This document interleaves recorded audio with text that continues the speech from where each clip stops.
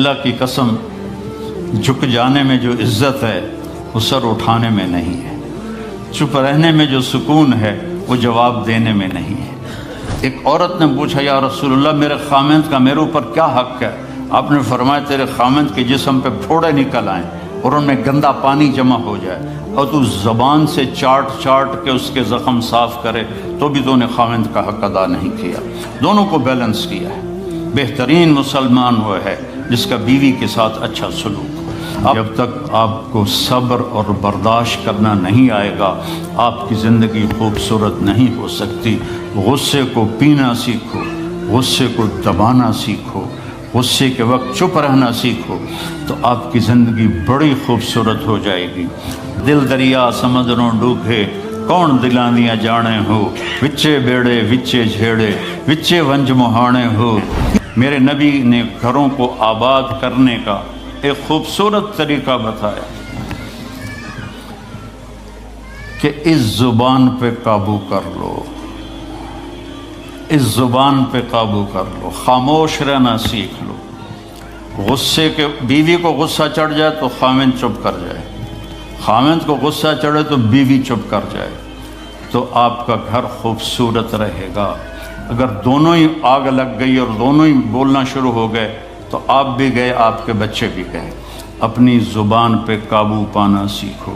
ہماری ایک دھوبن تھی ماسی شریفہ، فوت ہوگی بیچاری، وہ تھی بڑی لڑاکی، چھوٹے قادی آئے تھے، چنگا شرلی پٹاخہ ہے، تو وہ آئی میری بہن کے پاس، کہتی بی بی میری نوواں میرے نال بڑا لڑدیاں، لڑتی آپ تھی، میری نوواں میرے نال بڑا لڑدیاں، میں نے کوئی تویز دے کہ ساریاں میریاں نوکر بن جانا۔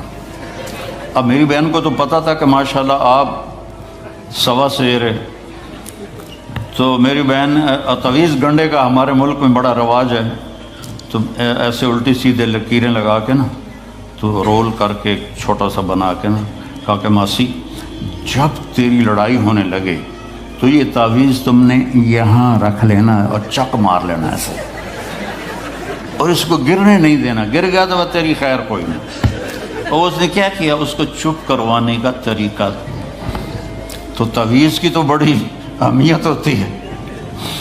تو ایک ہفتے کے بعد آ گئی، بی بی تو بڑا چنگا تویز دیتا، ساری لڑائی ختم ہو گئی کیونکہ ماسی شریفہ چپ ہو گئی۔ تو یہ سب ان عورتوں کو بھی تعویذ دیتا ہوں، ماسی شریفہ والا آپ کو بھی دیتا ہوں، ماسی شریفہ والا تعویذ لے لو، آپ کی زندگی بڑی خوشحال ہو جائے گی۔ اللہ کی قسم جھک جانے میں جو عزت ہے وہ سر اٹھانے میں نہیں ہے، چپ رہنے میں جو سکون ہے وہ جواب دینے میں نہیں ہے۔ آپ خاموش رہنا سیکھو، آپ اپنے بچوں کو عزت دینا سیکھو، اپنے بچوں کو ٹائم دیا کرو۔ یہاں مرد کی بھی جاب ہے، عورت کی بھی جاب ہے، تو بچے نظر انداز ہوتے ہیں، ان کو ٹائم دو۔ میرے نبی نے فرمایا اکرموا اولادکم، اپنی اولاد کو عزت دو، اور آپ نے فرمایا خیرکم خیرکم لأہلہ، سب سے بہترین مسلمان وہ ہے جو بیوی سے اچھا سلوک کرے۔ اور ایک عورت نے پوچھا یا رسول اللہ میرے خامند کا میرے اوپر کیا حق ہے؟ آپ نے فرمایا تیرے خامند کے جسم پہ پھوڑے نکل آئیں اور ان میں گندا پانی جمع ہو جائے اور تو زبان سے چاٹ کے اس کے زخم صاف کرے تو بھی تو نے خامند کا حق ادا نہیں کیا۔ دونوں کو بیلنس کیا ہے۔ بہترین مسلمان وہ ہے جس کا بیوی کے ساتھ اچھا سلوک ہو۔ آپ نے 11 شادیاں کی، یہ شوق کی نہیں تھیں، یہ اللہ کے حکم کی تھیں اور ہمیں زندگی سمجھانے کے لیے تھیں کہ آپ یہاں رہو یا کہیں اور جگہ رہو، جب تک آپ کو صبر اور برداشت کرنا نہیں آئے گا آپ کی زندگی خوبصورت نہیں ہو سکتی۔ غصے کو پینا سیکھو، غصے کو دبانا سیکھو، غصے کے وقت چپ رہنا سیکھو تو آپ کی زندگی بڑی خوبصورت ہو جائے گی، بہت حسین ہو جائے گی۔ زندگی اندر ہے، باہر نہیں۔ اب رولز رائس میں چڑھ کے کوئی اچھی زندگی نہیں گزار رہا ہے، لائف تو اندر ہے۔ دل دریا سمندروں ڈوبے کون دلاں دیاں جانے ہو، وچے بیڑے وچے جھیڑے وچے ونج مہانے ہو۔ یہ اندر ہے، لائف اندر ہے۔ اور کیا لطف انجمن کا جب دل ہی بجھ گیا ہو، جب اندر بجھا ہوا ہو تو پھر باہر کی چیزیں کوئی مزہ نہیں دیتی۔ عاصم کے مرنے کے بعد ہمیں کوئی شے اچھی نہیں لگتی، حالانکہ لائف ہر نعمت موجود ہے، سب کچھ موجود ہے۔ میرے بیٹے کا نام عاصم تھا جو فوت ہوا ابھی جب 36 سال کی عمر میں، تو کوئی شے اچھی نہیں لگتی کہ اندر ویرانی آ گئی۔ یہ اندر میں خوشحالی ہو، اس کے لیے صرف ایک ہی دوا ہے، وہ ہے محمدی بننا اور محمدی اخلاق کو اختیار کرنا، اللہ کے نبی کے طریقے پر چلتے ہوئے اپنی جان سے لڑائی لڑنا۔ ایک ہمارا دوست تھے، وہ تبلیغ میں گئے تو ان کو داڑھی رکھنے کا شوق ہو گیا، اب بیوی ان کی رکاوٹ بنے کہ داڑھی رکھو گے تو مجھے طلاق دینی ہوگی۔ اب وہ کافی دیر بیچارے سوچتے رہے، ایک دن ان کو ترکیب سوچی، آ کے بیگم سے کہنے لگے میرا جی چاہ رہا ہے کہ میں دوسری شادی کروں، لیکن میں سوچتا ہوں پہلے داڑھی رکھوں یا پہلے شادی کروں۔ تو ان کی بیگم نے کہا پہلے داڑھی رکھ لو، پہلے داڑھی رکھ لو۔ تو ایسے اپنی بیگمات کو مناؤ پیار محبت سے۔ عزت تو نبی کے طریقے میں ہے، نبی کا طریقہ چھوڑ کے میرا والد مجھے ڈاکٹر بنانا چاہتا تھا، تو آج میں یہاں کھڑا ہوتا، اگر میں ڈاکٹر ہوتا، میرا چھوٹا بھائی ڈاکٹر ہے، بہت اعلیٰ ڈاکٹر ہے، تو میں یہاں کھڑا ہوتا۔ مجھے یہاں میرے نبی کا طریقہ لے کر آیا ہے، میرے نبی کی سنت لے کر آئی ہے، میرے نبی کی زندگی لے کر آئی ہے، اور آپ جس محبت سے تشریف لائے ہیں اس کے پیچھے میرے نبی کی زندگی ہے۔ تو اللہ کی قسم عزتوں کا خزانہ ہے میرے نبی کی پاکیزہ زندگی۔ تو آپ نے ہمیں پوری زندگی گزار کے دکھایا۔ حضرت عائشہ کی دلداری فرما رہے ہیں، عائشہ